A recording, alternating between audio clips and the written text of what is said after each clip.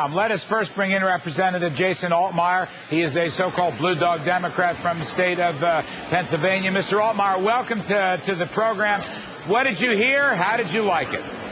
I thought the president did exactly what he needed to do tonight. He laid out the case to people who have health care insurance now of why they benefit from reform.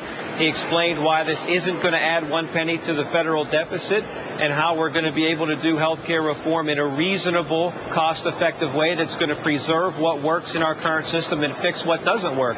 The president did what he had to do. Now it's incumbent on Congress to do what we have to do in putting all the pieces together. Were you convinced about not more one penny for the deficit? That has been a controversial issue. The Congressional Budget Office says no way. Well, I'm convinced that the president's not going to sign a bill that adds one penny to the federal deficit. So if Congress can't do the work and can't put a bill together that is going to meet that criteria, then we're not going to be able to get this done. But I'm confident that we're going to be able to find a way to do health care reform in a way that's not going to add to the deficit and to present the president a bill he can sign. Congressman, it's John Harwood. You sat here with me on this set a few weeks ago. And if I remember correctly, said that you thought health reform could be done with no new tax revenue. Did the president persuade you that this insurance excise tax, which he argues would, and some health economists say, would bend the cost curve, that would be a useful source of revenue and would be effective at bending costs?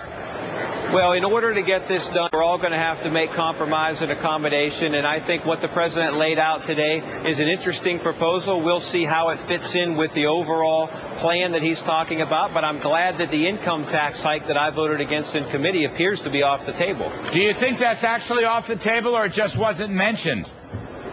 Well, it's off the president's table again, and Congress is the team that's going to have to write the bill in both the House and the Senate. I think we're going to end up with something a lot more like the president proposed tonight. But if the bill that I'm presented with has an income tax hike, I'm not going to be able to support it. Were you surprised at the strength and support of the public health care government insurance option?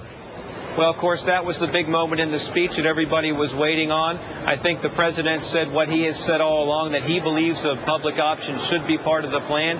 And again, the devil's in the details. We're going to have to put all these pieces together in a way that we can get the votes necessary to pass the bill. I think the president did what he had to do, and he threaded the various needles he had to thread. But again, we have to write the bill.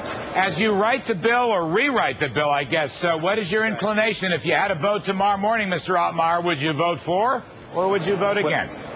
Well, if the bill that I'm presented with is similar to the House bill as it's currently written, I can't support it. I think it's flawed and we can do better. But if we're able to work together and come up with a bill that can help small businesses afford health care insurance, bring down the cost to the system in the long term, and find a way to preserve and protect what's working in our current system, then I think we've done a good step forward. All right, Mr. Altmire, we appreciate it very much. Now